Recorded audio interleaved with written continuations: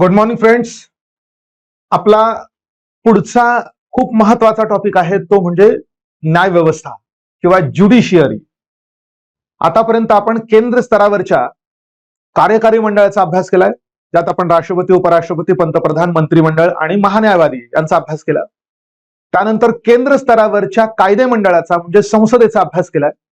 मग आता केंद्र स्तरावरची जी तिसरी यंत्रणा असते सर्वोच्च न्यायालयाची किंवा न्याय व्यवस्थेची, तर त्या न्याय व्यवस्थेचा आपल्याला अभ्यास करायचा आहे. पण आपल्याला आता न्याय व्यवस्थेचा अभ्यास करताना मात्र कंपॅरेटिव्हली जास्त अभ्यास तो करायचा. म्हणजे सर्वोच्च न्यायालय आणि राज्य स्तरांवर काम करणारी उच्च न्यायालय यांचा मॅक्सिमम आपण जर कंपॅरेटिव्हली स्टडी केला तर मात्र आपल्याला तो लक्षात राहणं, कारण बऱ्याचशा यंत्रणा सारख्याच पद्धतीने काम करतात दोन्ही ठिकाणी, नेमणुकीबद्दलच्या व्यवस्था असतील किंवा अजून काही. तर त्यामुळे यांचा कंपॅरेटिव्ह स्टडी करण्याचा आपण या ठिकाणी प्रयत्न करणार आहोत. सुरुवातीला आपण न्याय व्यवस्थेबद्दलची काही जनरल माहिती घेणार आणि मग नंतर कंपॅरेटिव्ह स्टडी करणार. म्हणजे इव्हन या पीडीएफ मध्ये सुद्धा तुम्हाला कंपॅरेटिव्ह स्टडी केलेला दिसेल. फक्त एक एक पॉइंट एकेका पीडीएफ मध्ये किंवा त्या स्लाइड मध्ये तुम्हाला दिसतोय. तुम्ही असंही करू शकता की हे सगळे जे कंपॅरिझन तुम्हाला वेगवेगळ्या पॉइंट मध्ये दिसतंय ते सलग लिहिण्यासाठी किंवा एक 2-3 पानांमध्ये लिहिण्यासाठी मात्र तुम्ही ते वेगळ्या पानांवर सुद्धा लिहून घेऊ शकता तुमच्या हस्ताक्षरामध्ये, की जेणेकरून यातली बहुतेक सगळी माहिती ही 4-5 पानांमध्ये बसवता येऊ शकेल तुम्हाला आणि रिव्हिजन करणं त्यामुळे सोपं होऊ शकेल. तर आता आपण हा टॉपिक सुरू करूया. न्याय व्यवस्था किंवा इंग्लिशमध्ये आपण त्याला काय म्हणतो, ज्युडिशियरी असं आपण म्हणतो. सुरुवातीला काही जनरल पॉइंट्स याच्याबद्दल दिलेले. तर न्याय व्यवस्था काय आहे, तर शासन संस्थेचं तिसरं महत्वाचं अंग आहे कार्यकारी मंडळ आणि कायदे मंडळानंतर. प्रमुख काय काम करतंय न्याय व्यवस्था, तर तंटे किंवा वाद सोडवणे किंवा भांडणं सोडवणे, झगडे सोडवणे असं म्हणूया आपल्या भाषेमध्ये. पण तंटे सोडवणे एक जनरल शब्द त्या ठिकाणी झाला. आणि आता कुणामधले तंटे सोडवणे, तर पहिला संघराज्य घटकांमधले तंटे. संघ राज्याचे घटक कोण झाले आपले, केंद्र सरकार झालं आणि विविध राज्य सरकारे झाली, तर आणि केंद्रशासित प्रदेश झाले. तर यांच्यातले जे काही तंटे असतील तर ते सोडवणे हे न्याय व्यवस्थेचं पहिलं काम झालं. दुसरं, एका बाजूला जनता आणि दुसऱ्या बाजूला शासन यांच्यात तंटे असू शकतात. सरकारने एखाद्या व्यक्तीच्या विरुद्ध टाकलेला खटला किंवा एखाद्या व्यक्तीने सरकारच्या विरुद्ध टाकलेला खटला तर तो पण या न्याय व्यवस्थेत येतो. आणि तिसरं आहे जनतेमधले आपापसातली भांडणं. अल्टिमेटली ही भांडणं पुन्हा न्याय व्यवस्थेतच जातात आणि ते पण तंटे सोडवणे. म्हणून शासनाच्या यंत्रणांमधले भांडणं, शासन आणि जनता यांच्यातली भांडणं आणि जनता जनतेमधली भांडणं, लोकांमधली भांडणं, तर ती सोडवणं हे यांचं प्रमुख काम झालं. त्याचप्रमाणे घटनात्मक तरतुदींचा अर्थ लावण्याचं काम सुद्धा न्यायालयामार्फत केलं जातं. घटनात्मक तरतुदी म्हणजे घटनेतल्या तरतुदींचा निश्चित अर्थ काय होतो याबद्दल कधीही संभ्रम निर्माण झाला तर तो अर्थ न्यायालयाने लावलेला जो असतो तो त्या ठिकाणी कॅरी होतो. पण न्यायालयामार्फत केला जातो. पण कोणती न्यायालय, सगळी नाही, तर सर्वोच्च न्यायालयामार्फत आणि उच्च न्यायालयांमार्फतच हा घटनेचा अर्थ लावण्याचा काय म्हणतात अधिकार आहे त्यांना.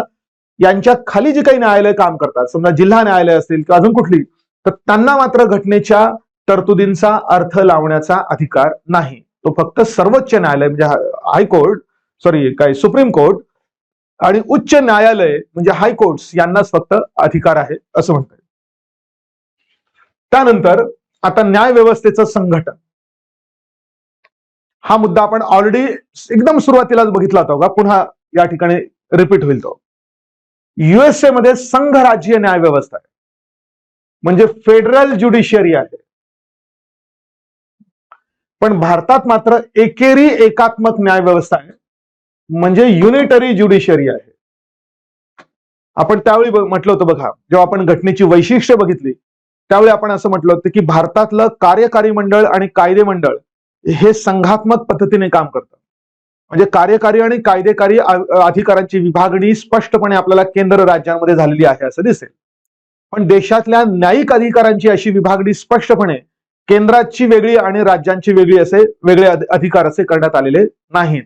म्हणून आपल्या देशातल्या न्यायालयांची व्यवस्था ही एक युनिफाईड इंटिग्रेटेड ज्युडिशियरी म्हणून केलेली आहे असा मुद्दा आपण तेव्हाही बघितला होता. म्हणून आपल्याकडे एकेरी, युनिटरी आणि एकात्मक म्हणजे इंटिग्रेटेड एकमेकांशी इंटिग्रेट करण्यात आलेल्या ह्या सगळ्या न्यायालय आहेत असं आपण त्या ठिकाणी म्हणतो.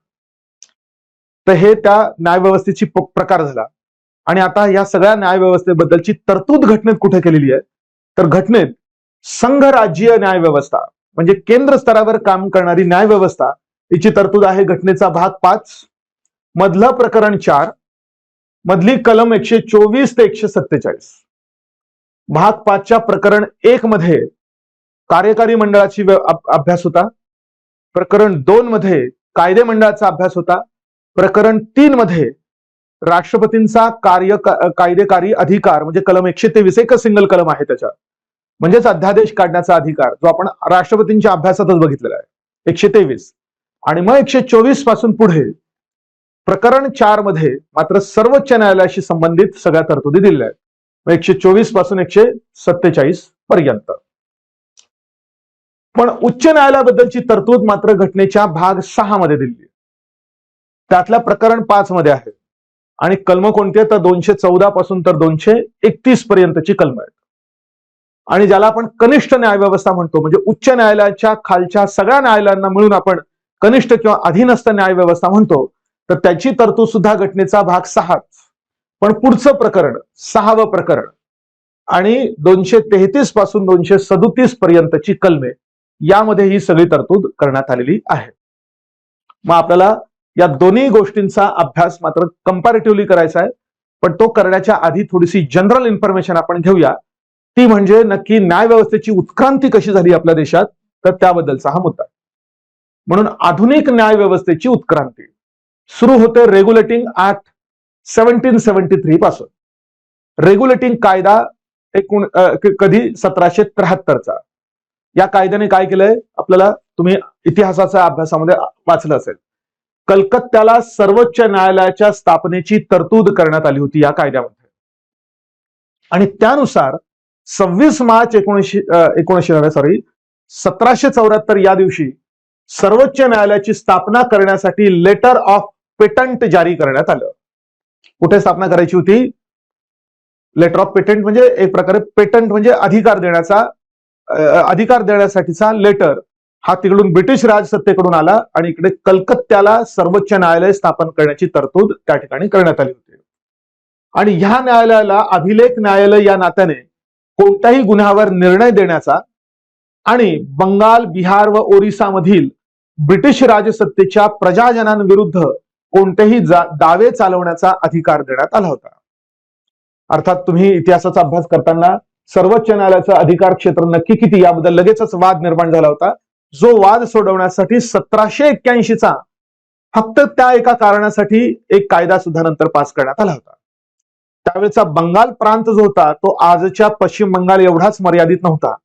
त्यावेळेच्या बंगाल प्रांतात आजचा पश्चिम बंगाल, त्यानंतर आजच्या बांगलादेशाचा बराचसा भाग, नंतर बिहारचा बराचसा भाग आणि ओरिसाचा वरचा बराचसा भाग हा मिळून एक मोठाच्या मोठा बंगाल प्रांत होता जो ब्रिटिशांच्या पहिल्यांदा ताब्यात आलेला होता. आणि आता जर ब्रिटिशांनी आता म्हणजे ईस्ट इंडिया कंपनीची सत्ता जर तिथे निर्माण झालेली असेल तर खटले नॉर्मली निर्माण होण्याची शक्यता होतीच. मग हे खटले सोडवण्यासाठी सुप्रीम कोर्ट पाहिजे आणि त्यासाठी मग 74 मध्ये हे सुप्रीम कोर्ट निर्माण करण्यात आलं. पण त्यावेळी मात्र एक नाही तर 3 प्रांत नंतर टप्प्याटप्प्याने दुसरे आणि तिसरे पण निर्माण झाले होते. मग ह्या दुसऱ्या आणि तिसऱ्या प्रांतामध्ये सुद्धा न्यायव्यवस्थेची काहीतरी निर्मिती करायची होती. अर्थात सुरुवातीला हे तिन्ही प्रांत एकमेकांशी कनेक्टेड नव्हते, ते तिन्ही वेगवेगळ्या पद्धतीने काम करायचे. नंतर जेव्हा गव्हर्नर जनरल ऑफ बेंगॉल करण्यात आलं तेव्हा यांना जरा थोडंसं एकत्रित करण्यात आलं. पण यांचं खरं एकत्रीकरण गव्हर्नर जनरल ऑफ इंडिया जेव्हा आला, सगळ्याच प्रांतांच्या गव्हर्नरांचा प्रमुख म्हणून गव्हर्नर जनरल आला, तेव्हा ते झालं होतं. म्हणून मग काय झालं की या इतर प्रांतांमध्ये पण सर्वोच्च न्यायालयाच्या निर्मितीची प्रक्रिया करण्यात आली. 26 डिसेंबर 1800 रोजी मद्रास इथं सर्वोच्च न्यायालय स्थापन झालं. तर 8 डिसेंबर 1823 रोजी मात्र बॉम्बे इथं सर्वोच्च न्यायालय स्थापन करण्यात आलं, असा आपल्याला अर्थ या ठिकाणी म्हणता येईल. म्हणून जर कुणी प्रश्न विचारला की या इलाख्यांमध्ये कुठल्या क्रमाने सर्वोच्च न्यायालय स्थापन झाली, तर आधी कलकत्त्याला, मग मद्रासला आणि मग नंतर बॉम्बेला अशी 3 सर्वोच्च न्यायालये स्थापन झाली. पण ही फक्त नावाची सर्वोच्च होती. सर्वोच्च न्यायालयावरून हे आजच्या सर्वोच्च न्यायालयासारखी ती काम करणारी होती असा त्याचा बिलकुल अर्थ होत नाही. त्या छोट्या म्हणजे त्या प्रांतासाठी ती सर्वोच्च होती असा त्याचा अर्थ होतोय, म्हणून सर्वोच्च त्यांनी म्हटलं होतं. पण नंतर काय प्रक्रिया करण्यात आली बघा. 1861 मध्ये एक कायदा पास करण्यात आला, भारतीय उच्च न्यायालय कायदा 1861, हायकोर्ट ऍक्ट म्हणून. आणि या कायद्यानं विविध प्रांतांसाठी उच्च न्यायालय स्थापन करण्याची तरतूद करण्यात आली. आपण म्हणतो 1861 म्हणजे 1857च्या 58 म्हणजे उठावानंतर 1858 मध्ये जेव्हा ब्रिटिशांची सत्ता भारताची सत्ता सगळी ब्रिटिश पार्लमेंटने हाती घेतली, त्यानंतर त्यांनी हा एक कायदा केलेला आहे. आणि ह्या कायद्याने तेव्हा जेवढे काही प्रांत होते त्या प्रत्येक प्रांतासाठी एक उच्च न्यायालय स्थापन करण्याची निर्मिती करण्यात आली. आणि त्यानुसार मग कलकत्ता, मद्रास आणि बॉम्बे येथील सर्वोच्च न्यायालय नष्ट करण्यात आली आणि त्यांच्या जागी मात्र आज आपण ज्यांना उच्च न्यायालय म्हणतोय तशा प्रकारची उच्च न्यायालय निर्माण करण्यात आली.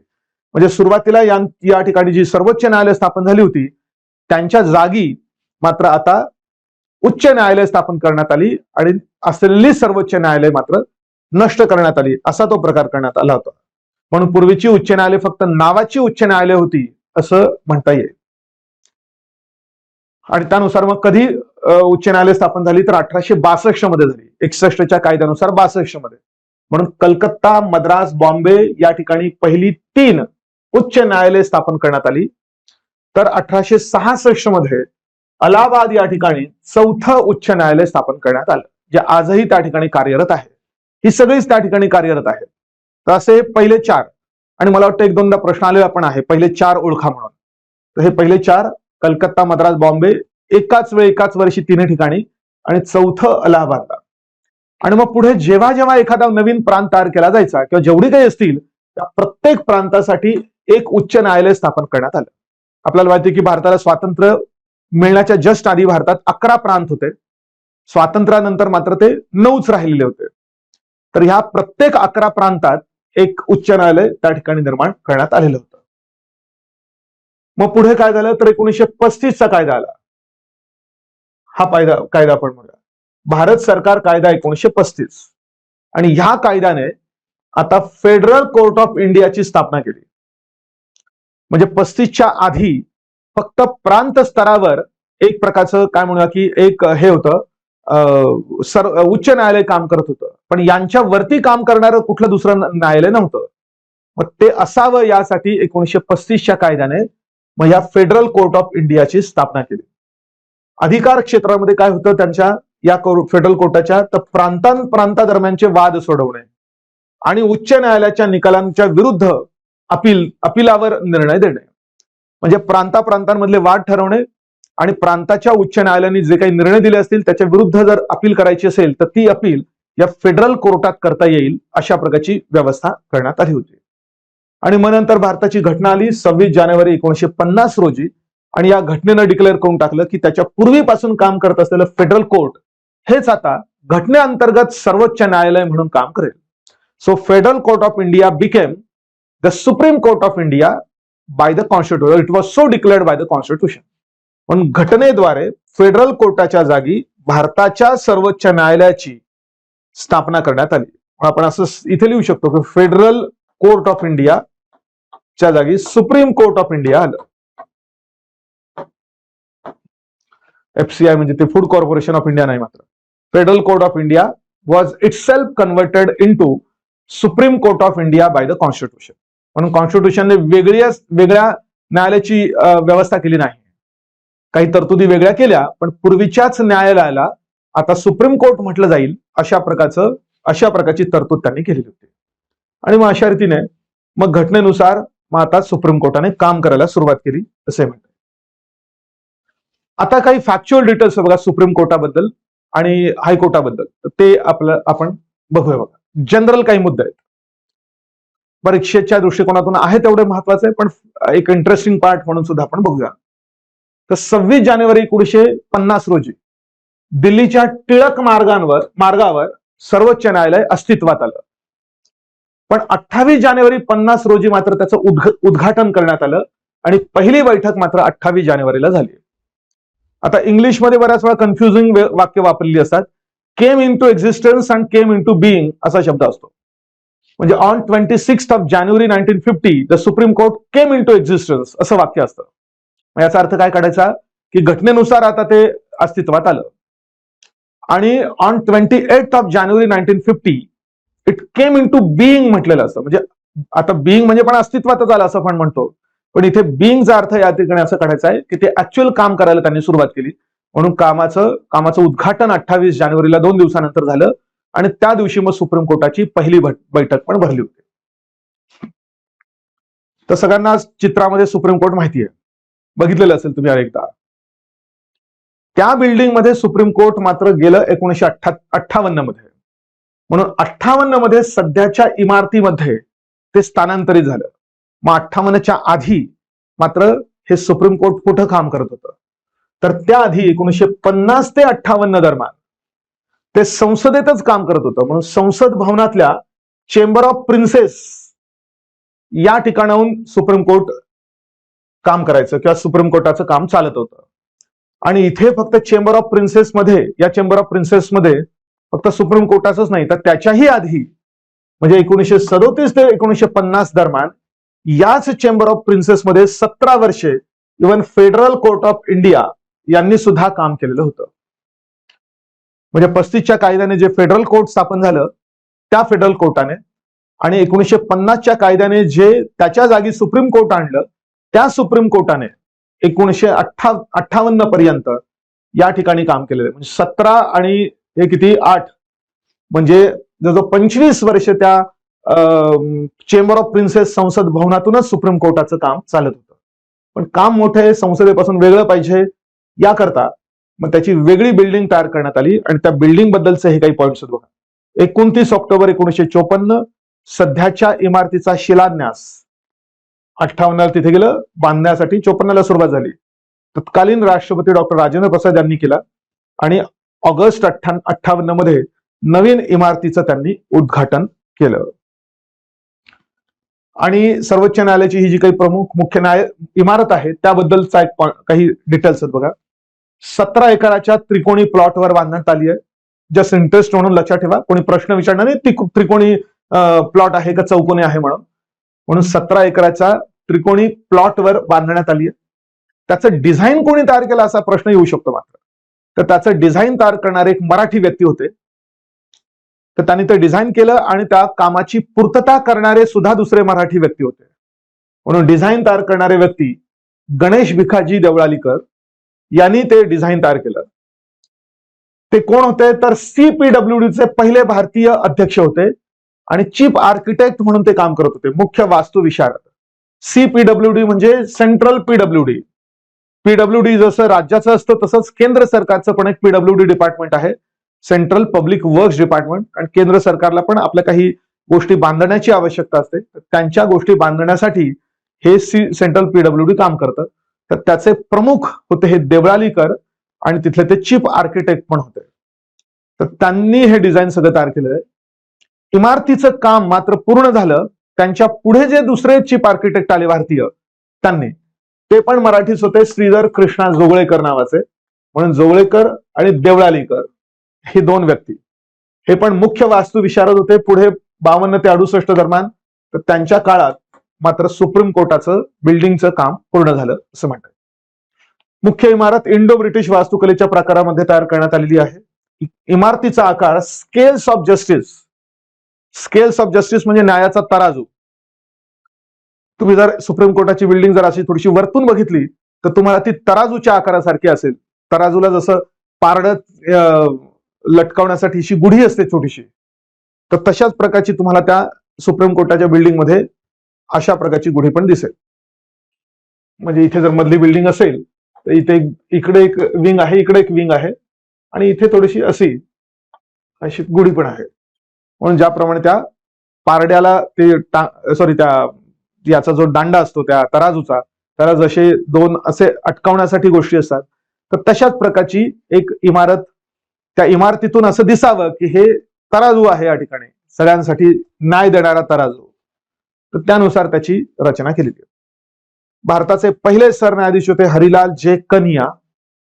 सर्वोच्च न्यायालयाचा धर्मचक्र लोगो न्यायालयाचा जो लोगो आहे त्याला धर्मचक्र लोगो म्हणतात.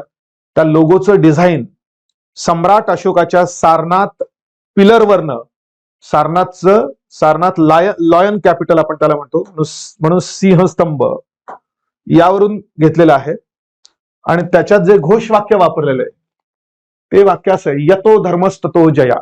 श्रीकृष्णाने महाभारतात वापरलेलं वाक्य की यतो धर्मस्ततो जया, इंग्लिशमध्ये त्याचं translation, truth alone I uphold. मी कशाला जास्तीत जास्त महत्व देतो, तर सत्यतेला महत्व देतो. इथे धर्म या शब्दाचा अर्थ आपण रिलिजन या दृष्टिकोनातून घेतो तशा रीतीने नाही. आपल्या भारतामध्ये धर्म हा शब्द मुख्यतः आचरण किंवा आचारसंहिता, म्हणजे आपण समाजात वावरत असताना नक्की कुठल्या पद्धतीने वागलं पाहिजे, तर त्याच्याबद्दलची आचारसंहिता म्हणून हा शब्द ऍक्च्युअली काय म्हणतात तर क्रिएट झालेला आहे असं म्हणता येईल. म्हणून तर आपण पिता धर्म, पुत्र धर्म किंवा पती धर्म किंवा पत्नी धर्म अशा प्रकारचे शब्द वापरतो. मग इथे धर्म या शब्दाचा मूळ अर्थ आपल्या भारतामध्ये मुख्यतः घेण्यात आलेला आहे. तो म्हणजे कसा, तर आचारसंहिता. आपण कुटुंबात समाजात वावरत असताना आपण कसं वागलं पाहिजे, आपला पिता धर्म कसा पालन केलं पाहिजे, पुत्र धर्म कसं पालन केलं पाहिजे, या दृष्टिकोनातून होतं. तर तो जो काही धर्म आणि ती जी काही आचारसंहिता आहे ती मी अपहोल्ड करतो, आणि तीच जी सत्यावर आधारित असलेली ती मी अपहोल्ड करतो, असं श्रीकृष्णाने म्हटलेलं वाक्य आहे. तर तेच आपल्या सुप्रीम कोर्टासाठी पण वापरण्यात आलेलं आहे. आणि म्हणून यतो धर्मस्ततो जया असं ते शब्द, असा त्यांचा तो शब्द आहे असं म्हणता येईल. फेब्रुवारी 78 मध्ये सुप्रीम कोर्टाच्या आवारात एक स्कल्पचर बांधण्यात आलं, 220 सेंटीमीटर उंचीचं, म्हणजे 2 मीटर साधारणतः उंचीचं. ते मदर अँड चाइल्ड अशा प्रकारचं काळ्या ब्रॉन्झ धातूमध्ये, काळ्या रंगाच्या याच्यामध्ये ते शिल्प तयार करण्यात आलेलं आहे. त्याचा ते जर तुम्ही बघितलं तर तुम्हाला ते असं दिसेल की एक आई आपल्या मुलाला प्रोटेक्ट करते, अशा प्रकारचं ते शिल्प आहे. मग इथे आई म्हणजे काय, तर आता नव्याने निर्माण झालेलं आपलं भारतीय गणराज्य, आणि तो मुलगा म्हणजे कोण, तर आपला भारत देश. तर त्या भारत देशाचे ती प्रोटेक्शन करते असं ते दिसेल. म्हणून भारत माता आपल्या तरुण गणराज्याचं प्रोटेक्शन करत आहे, संरक्षण करत आहे, असं प्रदर्शित करणारं ते शिल्प आहे, ज्याचे शिल्पकार श्री चिंतामणी कार नावाचे एक व्यक्ती होते. CARR, मात्र CAR नाही, सिंपली चिंतामणी कार हे त्यांचं नाव होतं. नंतर अजून एक दोन फॅक्च्युअल डिटेल्स बघा. सर्वोच्च न्यायालयामध्ये कामकाजाच्या भाषेबद्दल त्याची तरतूद आहे 348(1) मध्ये, की सर्वोच्च न्यायालय आणि उच्च न्यायालय यांच्या कामकाजाची भाषा संसदेनं कायद्याद्वारे वेगळी तरतूद करेपर्यंत मात्र इंग्रजी असेल. म्हणजे संसदेने कायदा करून जर वेगळी तरतूद केली वेगळ्या भाषेची, तर ती पण भाषा असेल, पण तोपर्यंत मात्र फक्त इंग्रजी असेल. पण संसदेने असा कोणताही वेगळा कायदा केलेला नाही. म्हणून सर्वोच्च न्यायालयात फक्त इंग्रजीमधूनच आजही काम चालतं असं आपल्याला दिसेल. तुम्हाला अर्ज लिहायचा असेल तर तो इंग्रजीतूनच लिहावा लागणार, तुम्ही हिंदी किंवा दुसऱ्या भाषेतून लिहू शकणार नाही, असा त्याचा अर्थ त्या ठिकाणी होतो. 348(2) मध्ये मात्र हायकोर्टाच्या भाषेबद्दल एक एक्स्ट्रा पॉइंट दिलेला आहे, की राज्याचे राज्यपाल राष्ट्रपतींच्या पूर्वसंमतीने हायकोर्टाच्या कामकाजासाठी हिंदी किंवा राज्याची राज्यभाषा वापरण्याचे प्राधिकृत करू शकतात. म्हणून सुप्रीम कोर्टात फक्त इंग्रजीच असेल, दुसरी कुठलीच भाषा नसेल, पण राज्याच्या हायकोर्टामध्ये जर राज्यपालांनी प्राधिकृत केलं, पण त्यासाठी त्यांना राष्ट्रपतींची पूर्वसंमती लागेल, तर ते राज्यपाल एकतर हिंदी किंवा राज्याची जी राज्यभाषा असेल ती राज्यभाषा त्या हायकोर्टात वापरण्यासाठी प्राधिकृत करू शकतात. पण असं फक्त या 3-4 राज्यांबद्दल झालंय, की 4 राज्य.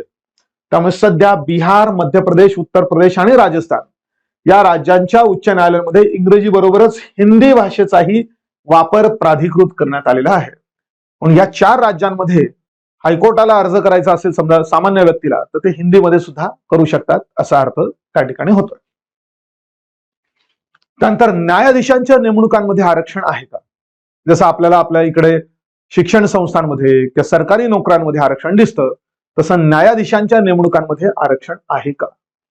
तर सर्वोच्च न्यायालय आणि उच्च न्यायालयांमध्ये आरक्षणाची तरतूद नाही. कारण त्या ठिकाणी आरक्षणाच्या आधारावर पद भरण्यापेक्षा त्या पदाने म्हणजे पद धारण करणाऱ्या व्यक्तीने करायच्या कामाला जास्त महत्व आहे.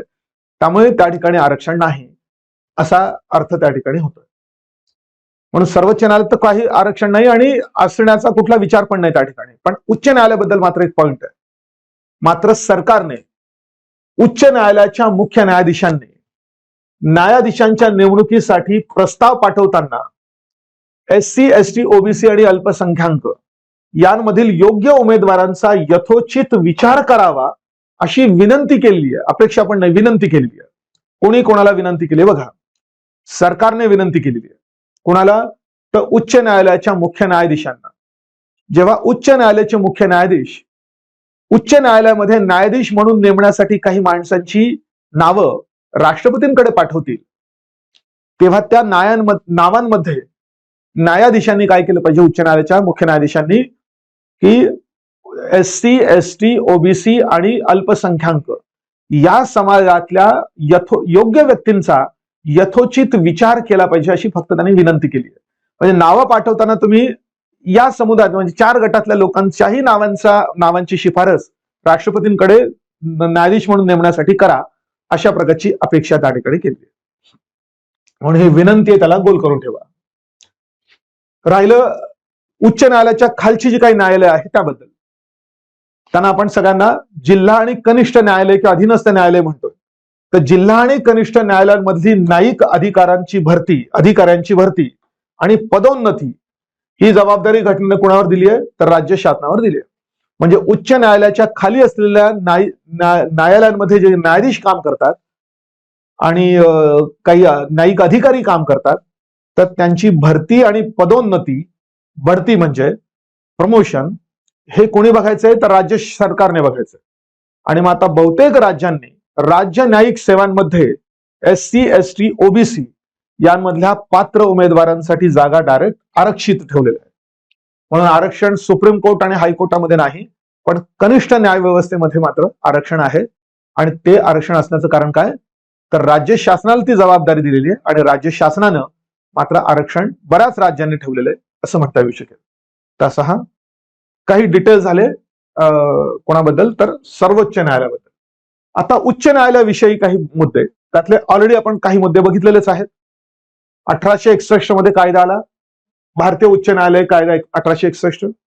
विविध प्रांतांसाठी उच्च न्यायालय स्थापन करण्याची तरतूद करण्यात आली. त्यानुसार 62 मध्ये किंवा कलकत्ता, मद्रास, बॉम्बे या ठिकाणची सर्वोच्च न्यायालय नष्ट करण्यात आली आणि 62 मध्ये कलकत्ता, मद्रास, बॉम्बे येथे पहिली 3 उच्च न्यायालय आली. 1866 मध्ये अलाहाबादला 4थं उच्च न्यायालय आलं. पुढे प्रत्येक प्रांतासाठी उच्च न्यायालय स्थापन करण्यात आली. त्यानंतर 1935 पर्यंत आपापल्या प्रांतातील सर्वोच्च न्यायालय म्हणून ते उच्च न्यायालय काम करत होतं.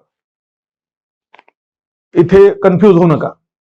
1935 पर्यंत प्रांतातली उच्च न्यायालय आपापल्या प्रांतातली सर्वोच्च न्यायालय म्हणून काम करत होते. पण इथे सर्वोच्च न्यायालय म्हणजे आपलं भारताचं सर्वोच्च न्यायालय तसं नाही. आपण भारताच्या सर्वोच्च न्यायालयाला इंग्लिशमध्ये सुप्रीम कोर्ट म्हणतो. इथे हायेस्ट कोर्ट या शब्दाला मराठीत दुसरा वेगळा शब्द नसल्यामुळे सर्वोच्च, हायेस्ट म्हणून सर्वोच्च न्यायालय म्हणून ते काम करायची असा अर्थ झाला, पण आपापल्या प्रांतात. मग 50ची घटना आली. 50च्या घटनेनं काय केलं की प्रत्येक प्रांताची उच्च न्यायालय आता त्या प्रांताच्या जागी, आता घटनेअंतर्गत राज्य बनलेली होती, तर त्या संबंधित राज्याची उच्च न्यायालय असतील असं डायरेक्ट घोषित करून टाकलं. म्हणून नवीन घटना आल्यामुळे राज्य स्तरावरची उच्च न्यायालय ही वेगळी नव्यानं स्थापन झाली असा अर्थ होत नाही. घटनेनं डायरेक्ट काय डिक्लेअर करून टाकलं की 1950च्या आधी जी प्रांतांची उच्च न्यायालय होती तीच उच्च न्यायालय आता 1950च्या घटनेअंतर्गत त्या राज्याची उच्च न्यायालय म्हणून काम करते.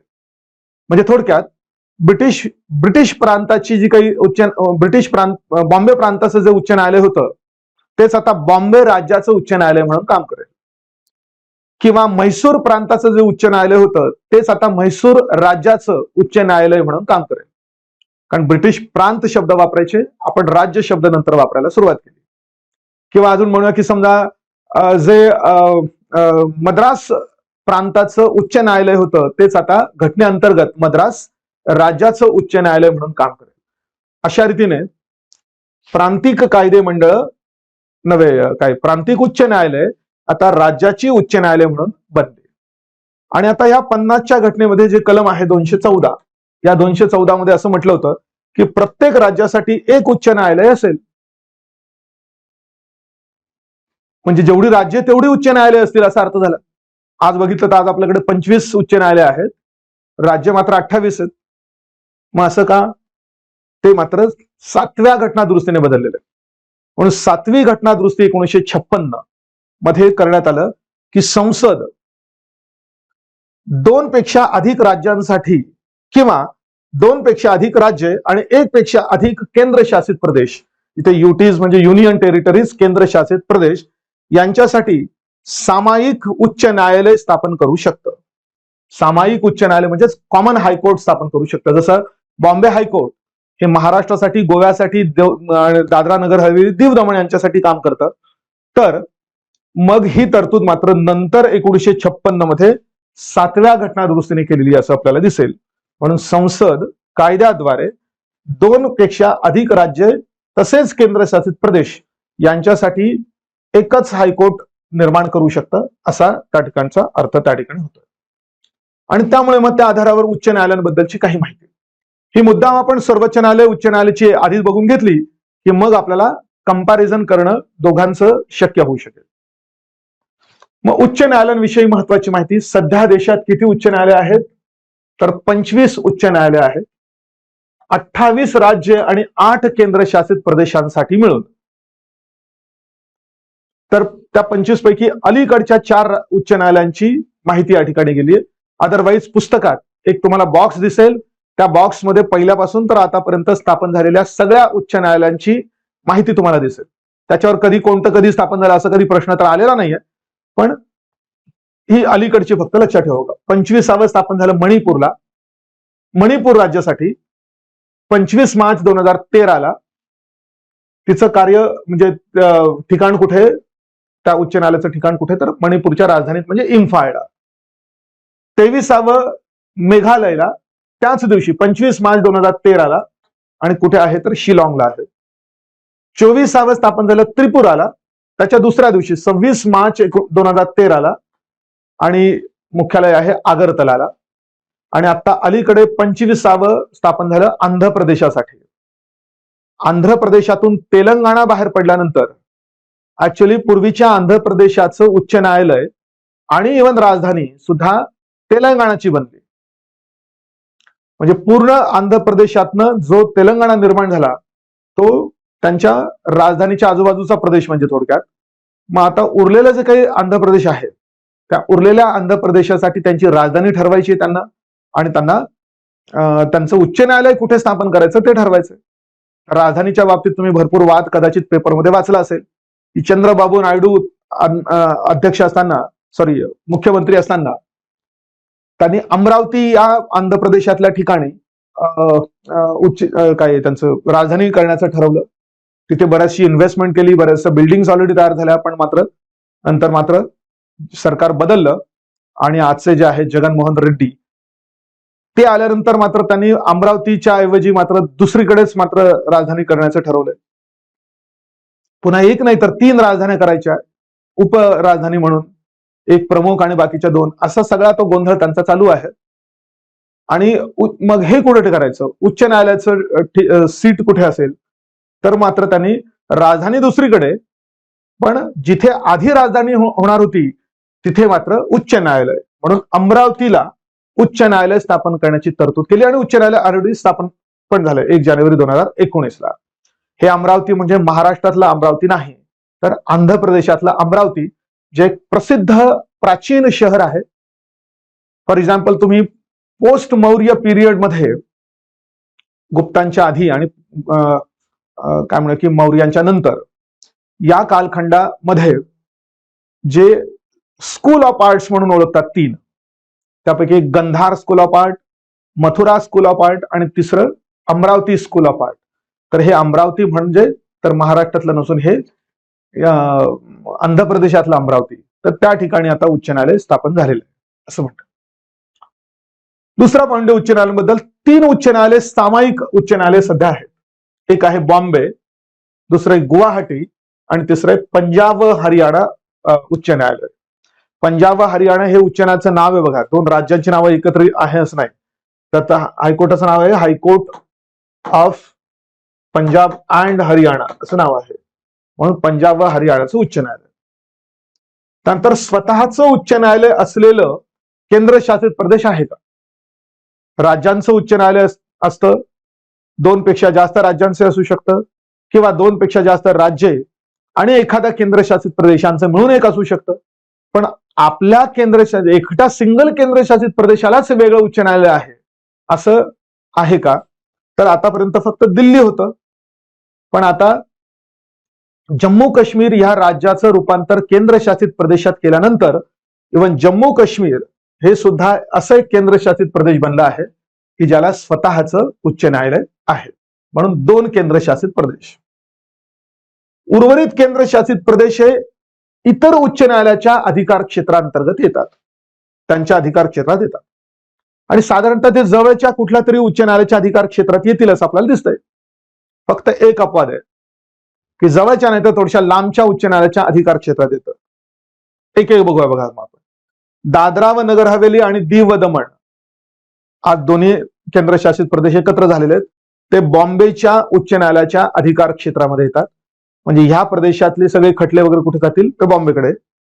अंदमान व निकोबार बेटे हा केंद्रशासित प्रदेश, याला जवळचा ऍक्च्युअली कोणतं आहे तर मद्रासचं आहे, पण ते मद्रासच्या नाही तर कोणाच्या, कलकत्त्याच्या उच्च न्यायालयाच्या अधिकार क्षेत्रात येतं. उच्च न्यायालयाची नावं मात्र बदलली न बघा. बॉम्बे शहराला आज आपण चेन्नई म्हणतो, कलकत्ता शहराला कोलकाता म्हणतो, पण हायकोर्ट्स मात्र सेम त्याच पूर्वीच्या नावाने आजही चालवली जात आहेत, मद्रास हायकोर्ट आणि कलकत्ता हायकोर्ट. तिसरं लक्षद्वीप, मात्र त्याला जवळ कुठलं आहे तर कर्नाटकचा आहे, केरळचा आहे, पण केरळचा हायकोर्ट केरळच्या राजधानी शहरात नसून कुठे आहे तर अर्नाकुलम किंवा एर्नाकुलम या ठिकाणी आहे. पुदुचेरीचं मद्रास म्हणजे पुदुचेरी मद्रासच्या अंतर्गत, चंदीगड केंद्रशासित प्रदेश पंजाब व हरियाणाच्या हायकोर्टाच्या अंतर्गत, आणि लडाख जे नवीन निर्माण झालंय ते जम्मू काश्मीरच्या हायकोर्टाच्या अधीन आहे. आणि शेवटचा पॉइंट या ठिकाणचा असं बघा की काही उच्च न्यायालयांचं कार्यस्थान, आधी म्हणूया की बहुतेक उच्च न्यायालयांचं कार्यस्थान हे त्या राज्याच्या राजधानीच्या शहरात आहे, पण काहींचं मात्र वेगळ्या ठिकाणी आहे. पण काही उच्च न्यायालयांचं कार्यस्थान संबंधित राज्यांच्या राजधानीच्या शहरात नाही, आणि त्याची ही 6 उदाहरणं आहेत. अलाहाबादचं उच्च न्यायालय हे लखनौला नसून अलाहाबाद नाही काय उत्तर प्रदेशाचं उच्च न्यायालय हे लखनौला नसून अलाहाबादला आहे. ओडिशाचं उच्च न्यायालय हे भुवनेश्वरला नसून कटकला आहे. छत्तीसगडचं कुठे तर रायपूरला नसून बिलासपूरला आहे. उत्तराखंडचं डेहराडूनला नसून मात्र नैनितालला आहे. मध्य प्रदेशाचं भोपाळला नसून जबलपूरला आहे. राजस्थानचं जयपूरला नसून जोधपूरला आहे. आणि केरळचं थिरुवनंतपुरमला नसून मात्र एर्नाकुलमला आहे. कोणी अर्नाकुलम म्हणतं, कोणी एर्नाकुलम म्हणतं, तर एर्नाकुलमला आहे असं म्हणतंय. तर ह्या काही गोष्टी आहेत त्या याच्याबद्दलच्या. तर सुप्रीम कोर्ट आणि हायकोर्ट यांच्याबद्दलच्या काही जनरल गोष्टी बघितल्यानंतर बाकीच्या सगळ्या पुढच्या गोष्टी आपल्याला कंपॅरेटिव्हली बघायच्या आहेत. सर्वोच्च न्यायालय एका बाजूला आणि उच्च न्यायालय दुसऱ्या बाजूला. तर ह्या गोष्टी आता आपण पुढच्या सेशनमध्ये घेऊया.